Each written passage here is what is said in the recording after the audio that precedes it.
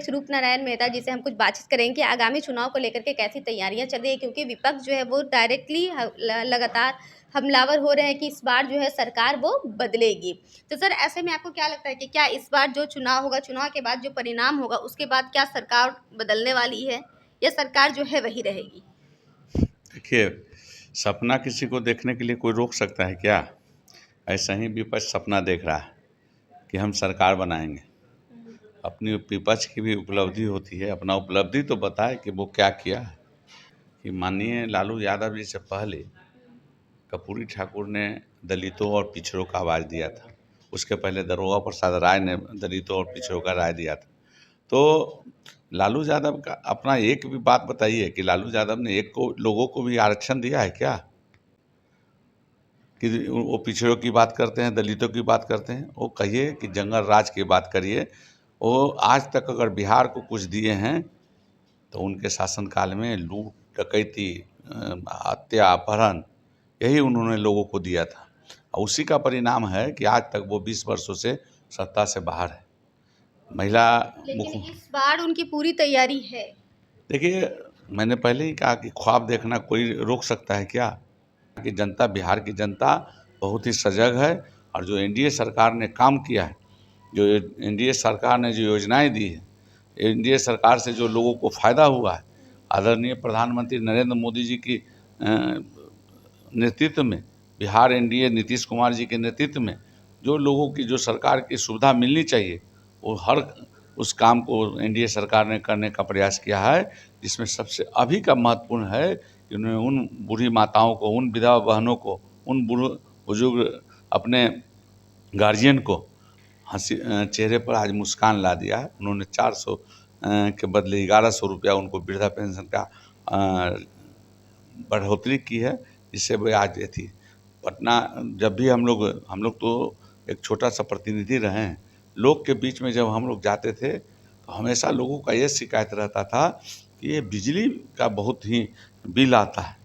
माननीय नीतीश कुमार की सरकार ने और सम्राट चौधरी के एनडीए सरकार ने 125 यूनिट बिजली फ्री कर दिया। और उस बिजली फ्री होने के कारण बिहार के 80% जनता के बिजली बिल को माफ़ कर दिया, उन्होंने ख़त्म कर दिया।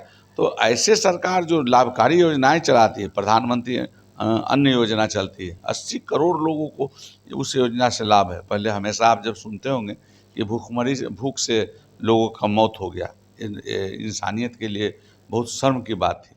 लेकिन जब से प्रधानमंत्री जी ने ये व्यवस्था की है, प्रधानमंत्री अन्न योजना की, तो देखिए आज उन माताओं से पूछिए जिनका आँख समय से पहले खराब हो जाता था। प्रधानमंत्री उज्ज्वला योजना, यानी फ्री में लोगों को गैस चूल्हा और सिलेंडर की व्यवस्था किया, जिसके कारण हमारी माताएं जो रोती थी, खाना बनाती थी, हमेशा आँख उनका खराब हो जाता था समय से पहले।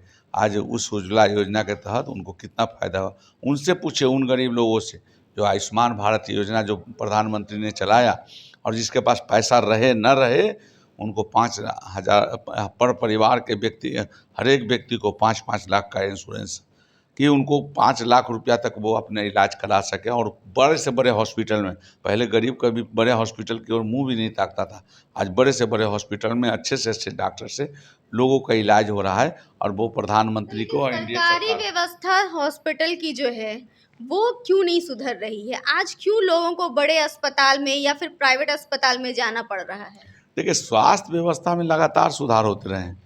जो लालू प्रसाद जी और राबड़ी देवी जी की सरकार में जो बेड पर कुत्ते रहते थे, आज मरीज रहता है। आज सबसे बड़ा, विश्व का सबसे बड़ा इतिहास रचने जा रहा है पीएमसीएच, पटना मेडिकल कॉलेज, जिसमें करीब करीब सब मिला के 7,500 बेड की व्यवस्था की गई है। तो लगातार स्वास्थ्य में आप पीएचसी में जाएं, जो एक भी मरीज नहीं जाता था, प्रत्येक एक पीएचसी का भी आप देखेंगे तो 400, 300, 500 मरीज रोज़ उसमें आते हैं और उसमें मुफ्त दवा मिलती है। तो एक बात तो आप मानते हैं ना कि पहले की व्यवस्था और आज की व्यवस्था में आसमान ज़मीन के अंतर। जहाँ कुत्ते सोते थे, वो आज मरीज रहते हैं। तो निश्चित रूप से व्यवस्थाएं परिवर्तन होता है। और ये बात नहीं कर रहे हैं कि पूरा सुधार कोई चीज़ हो जाएगा। उसमें आपकी भूमिका, मेरी भूमिका और अन्य लोगों की भूमिका भी रहेगी। तब जैसे जैसे समय के साथ जो आवश्यकता पड़ती है, उसको सुधार किया जा रहा है। इस बार का जो इलेक्शन जो आप लोग जो लड़ने जा रहे हैं, चुनाव जो लड़ने जा रहे हैं, तो इसमें आपका बेसिक मोटिव जो है वो एक क्या रहेगा? किस बेस पे, किस चीज़ को लेकर के? देखिए, हम लोग हमेशा तैयारी में रहते हैं, यानी हर 5 वर्ष पर चुनाव आता है, लेकिन हम लोग प्रत्येक दिन चुनाव की तैयारी करते हैं।